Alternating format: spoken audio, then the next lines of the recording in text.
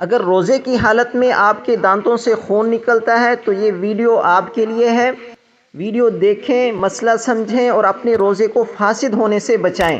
ایک بھائی سوال پوچھتے ہیں، میرے دانتوں سے خون نکلتا ہے، خاص طور پر روزے کی حالت میں، بعض اوقات تو محسوس نہیں ہوتا، کیا ایسی صورت میں تھوک نگلنے سے روزے پر کوئی فرق آئے گا یا نہیں، سوتے ہوئے یا جاگتے ہوئے؟ اس کا جواب یہ ہے، روزے کی حالت میں منہ سے خون نکلنے کی چند صورتیں ہو سکتی ہیں۔ پہلی صورت یہ ہے کہ روزے کی حالت میں دانتوں سے خون نکلا اور وہ خون حلق سے نیچے نہیں اترا، تو اس صورت میں روزہ نہیں ٹوٹے گا، چاہے خون زیادہ ہو یا کم ہو۔ دوسری صورت یہ ہے کہ روزے کی حالت میں دانتوں سے خون نکلا اور وہ خون حلق سے نیچے بھی اتر گیا اور اس خون کا ذائقہ حلق میں محسوس بھی ہوا، تو اس صورت میں روزہ ٹوٹ جائے گا۔ اور تیسری صورت یہ ہے کہ روزے کی حالت میں دانتوں سے خون نکلا اور وہ خون حلق سے نیچے اتر گیا لیکن اس خون کا ذائقہ حلق میں محسوس نہیں ہوا، تو اس صورت میں خون مغلوب ہونے کی صورت میں روزہ نہیں ٹوٹے گا۔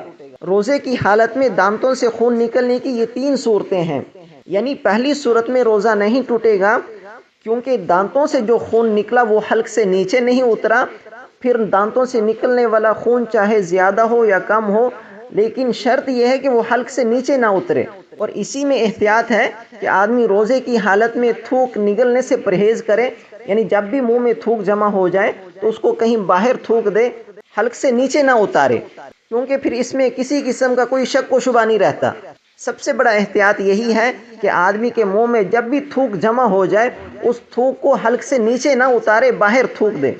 اب پھر چاہے اس تھوک میں خون زیادہ ہو یا کم ہو، اس سے روزے پر کوئی فرق نہیں پڑتا، اس سے روزہ نہیں ٹوٹے گا۔ اور دوسری دو صورتوں میں، یعنی جب دانتوں سے خون نکلا اور وہ خون حلق سے نیچے اتر گیا، تو ان میں یہ دیکھا جائے گا کہ وہ خون تھوک کے برابر ہے یا تھوک سے کم ہے۔ اگر وہ خون تھوک کے برابر ہے تو اس سے روزہ ٹوٹ جائے گا، اگر وہ خون تھوک سے کم ہے تو اس سے روزہ نہیں ٹوٹے گا۔ اب یہ کیسے پتہ چلے گا کہ خون تھوک سے کم ہے یا برابر ہے؟ جب حلق میں خون کا ذائقہ محسوس ہو تو یہ سمجھ لینا چاہیے کہ خون تھوک کے برابر ہے یا زیادہ ہے، تو اس سے روزہ ٹوٹ جائے گا۔ اگر حلق میں خون کا ذائقہ محسوس نہ ہو تو پھر یہ سمجھ لینا چاہیے کہ خون تھوک سے کم ہے، اس سے روزہ نہیں ٹوٹے گا۔ اور اسی طرح اگر تھوک کا رنگ سرخی مائل ہو تو پھر یہ سمجھا جائے گا کہ تھوک کم ہے، خون غالب ہے۔ اگر سرخی مائل تھوک حلق سے نیچے اتر گیا تو اس سے روزہ ٹوٹ جائے گا۔ اور اگر تھوک کا رنگ زردی مائل ہو تو پھر یہ سمجھا جائے گا کہ تھوک غالب ہے، خون کم ہے۔ اگر زردی مائل تھوک حلق سے نیچے اتر گیا تو پھر اس سے روزہ نہیں ٹوٹے گا۔ اسی طرح روزے کی حالت میں منہ میں جمع ہونے والا تھوک نگلنے سے روزہ نہیں ٹوٹتا، البتہ تھوک جمع کر کے جان بوجھ کر نگلنا یہ مکروہ تنزیہی ہے، اس سے بچنا ضروری ہے۔